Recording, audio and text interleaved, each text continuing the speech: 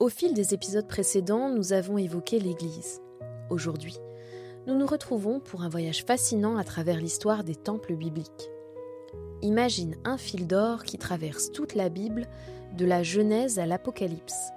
Ce fil, c'est l'histoire du temple, le lieu où Dieu rencontre l'être humain. As-tu déjà remarqué que la Bible commence dans un jardin et se termine dans une ville ? Mais pas n'importe quelle ville, une cité sans temple, car Dieu lui-même en est devenu le temple.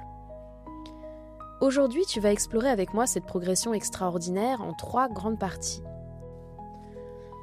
Nous commencerons par les temples physiques, ce voyage du jardin d'Éden jusqu'au temple reconstruit après l'exil, puis nous découvrirons la révolution apportée par Jésus, comment il est devenu lui-même le temple vivant.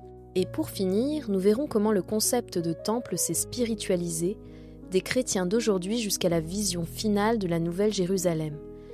Cette exploration va venir éclairer ta compréhension du plan divin et te montrer comment tu peux t'inscrire personnellement dans cette histoire sacrée.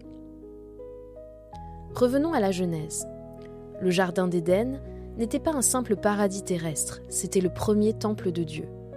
Qu'est-ce qui permet d'affirmer cela, me diras-tu ? Regarde attentivement les indices dans le texte. Dans le livre de la Genèse, au chapitre 2, verset 15, Adam reçoit la mission de servir et de garder le jardin. Les termes hébreux utilisés, abad et shamar, sont exactement les mêmes que ceux employés plus tard pour décrire le service des prêtres dans le tabernacle et dans le temple. Contrairement à ce que tu peux croire, Adam n'était pas un simple jardinier, mais le premier prêtre de l'humanité.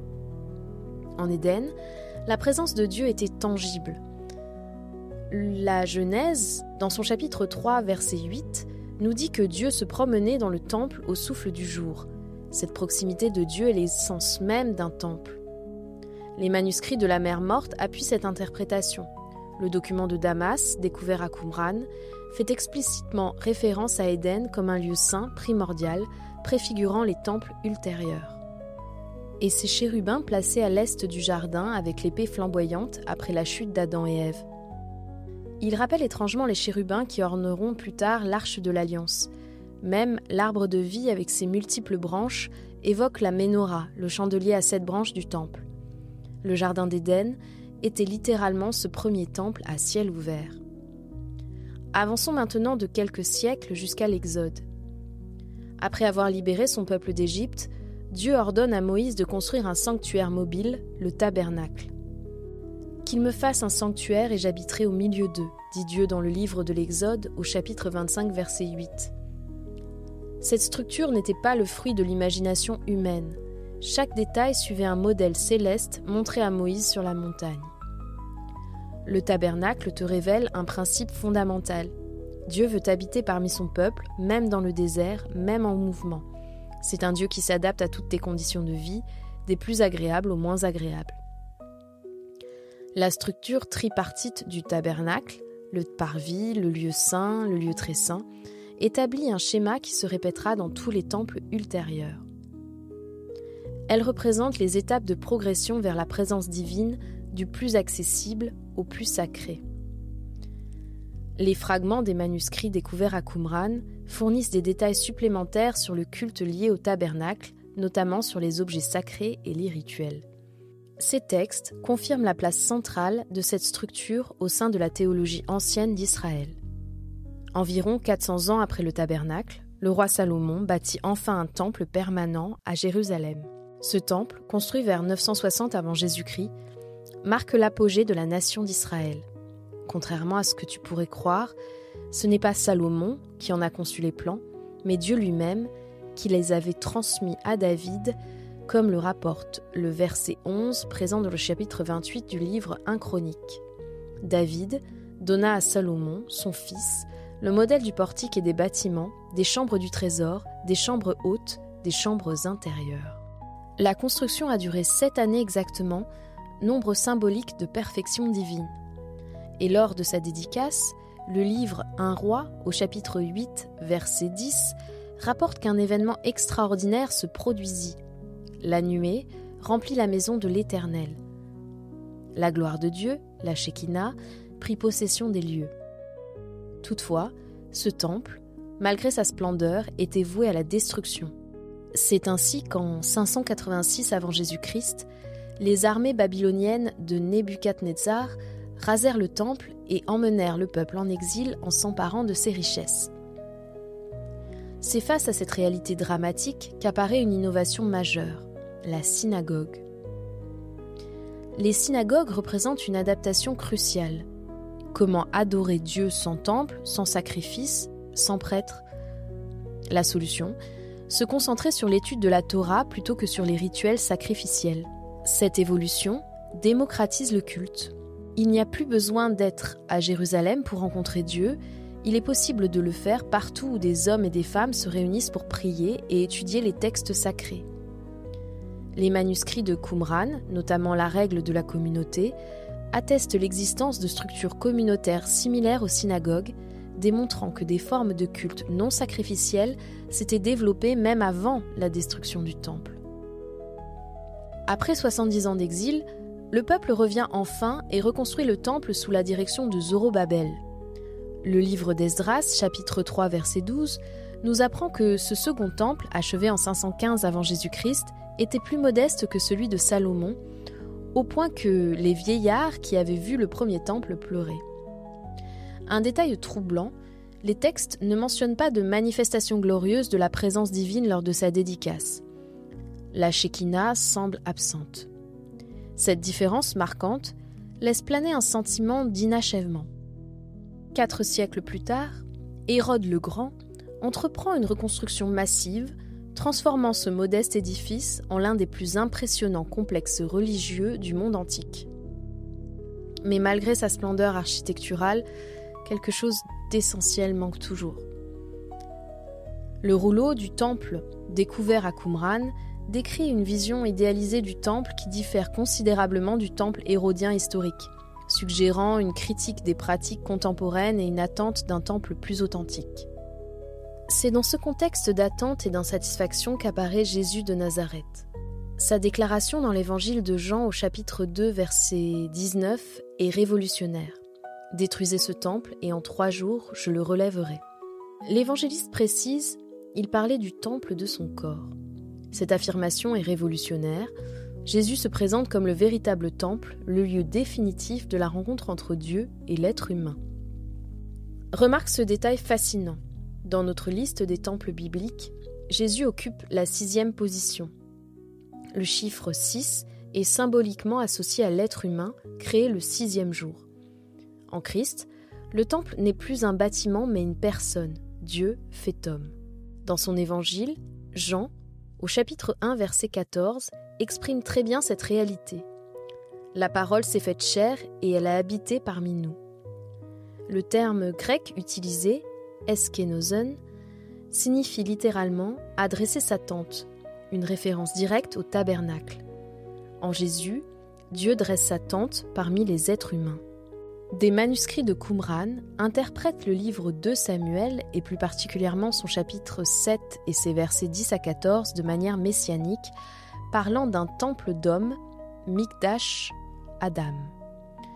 Cette interprétation préfigure étonnamment la conception chrétienne de Jésus comme temple vivant. Les actions de Jésus concernant le temple sont hautement symboliques. Dans le livre de Jean, au chapitre 2, versets 13 à 22, les actions de Jésus concernant le temple sont hautement symboliques. Dans le livre de Jean, au chapitre 2, versets 13 à 22, la purification du temple par Jésus n'est pas une réforme morale, mais plutôt une déclaration d'intention. Le système du temple touche à sa fin.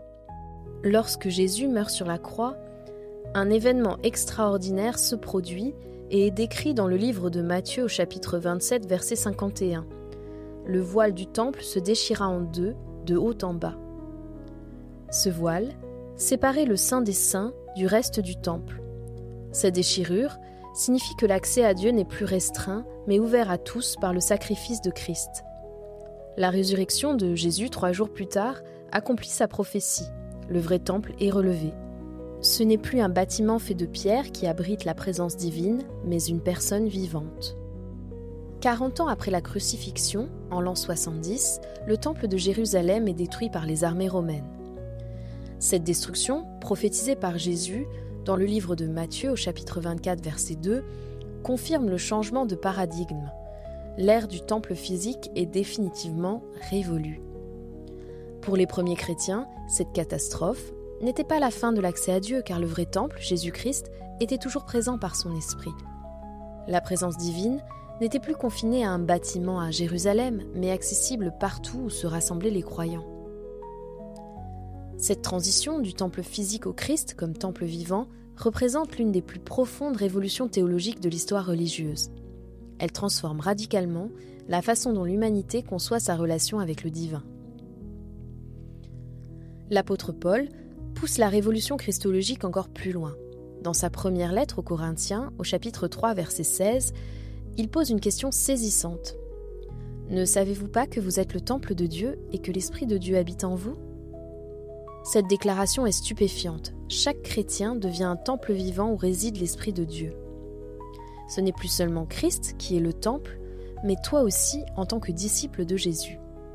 Pierre développe également cette image en décrivant les chrétiens comme des pierres vivantes assemblées en maison spirituelle. L'Église n'est pas principalement un bâtiment ou une institution, mais un organisme vivant composé de personnes en qui habite l'Esprit. Le dernier chapitre de cette histoire sacrée te projette dans le futur. La vision de Jean dans l'Apocalypse au chapitre 21, verset 22, révèle l'aboutissement ultime de la progression du temple. « Je ne vis point de temple dans la ville, car le Seigneur Dieu Tout-Puissant est son temple, ainsi que l'agneau. » Dans la Nouvelle Jérusalem, il n'y a plus besoin d'intermédiaire entre Dieu et l'homme. La présence divine est immédiate, totale, englobante. C'est le retour à l'intimité édénique, mais à une échelle cosmique. Cette vision fait écho à certaines conceptions apocalyptiques présentes dans les textes de Qumran, notamment le rouleau du temple et les textes de la Nouvelle Jérusalem qui envisageaient une restauration eschatologique du culte parfait. La boucle est bouclée. De l'Éden à la Nouvelle Jérusalem, l'histoire du temple trace un cercle parfait, mais à un niveau supérieur. Ce n'est plus un jardin local, mais une cité cosmique. Ce n'est plus un homme et une femme, mais l'humanité rachetée dans son ensemble. Cette progression extraordinaire est animée par un concept fondamental, le rouar, ce terme hébreu ancien qui signifie à la fois souffle, vent et esprit. Rouar était présent dès la création, planant sur les eaux. C'est ce même souffle divin qui a donné la vie à Adam. Chaque manifestation du temple dans l'histoire biblique est associée à un mouvement de ce rouar divin. La vision d'Ézéchiel du temple restauré commence par ces mots « L'Esprit, rouar, m'enleva et me transporta ». À la Pentecôte, l'Esprit descend comme un vent impétueux, le pneuma grec correspondant au rouar hébreu. Cet événement marque l'inauguration du temps spirituel des chrétiens, accomplissant la prophétie de Joël « Je répandrai mon esprit sur toute chair ». Les manuscrits de Qumran, notamment la règle de la communauté, mentionnent l'esprit de sainteté, Ruach Kodesh, qui purifie et renouvelle. Ce texte établit un lien profond entre la purification du temple intérieur et l'action divine transformatrice. Le renouveau spirituel n'est pas une restauration de l'ancien, mais une transformation vers quelque chose de plus élevé, une nouvelle création par le souffle surnaturel de Dieu. Nous arrivons au terme de notre exploration de l'Église et des temples bibliques, un voyage qui nous a conduits du jardin à la cité céleste, du temple matériel au temple spirituel. Cette progression révèle le cœur même du plan divin. Dieu cherche continuellement à se rapprocher de l'humanité. Chaque nouvelle manifestation du temple représente une étape vers une intimité plus profonde. Cette réalité transforme radicalement ta vie quotidienne. Chaque décision que tu prends, chaque parole que tu prononces, chaque action que tu entreprends acquiert une dimension sacrée, ta vie entière devenant alors un acte d'adoration. Si tu as été interpellé par l'un des passages de cet épisode, sens-toi libre de visiter notre site internet www.templedurenouveau.fr, de t'abonner à notre compte Temple du Renouveau sur Instagram ou YouTube et enfin, de partager notre contenu auprès de tes proches ou de ton église locale. Merci pour ton écoute et à la semaine prochaine pour un nouvel épisode de Rouar.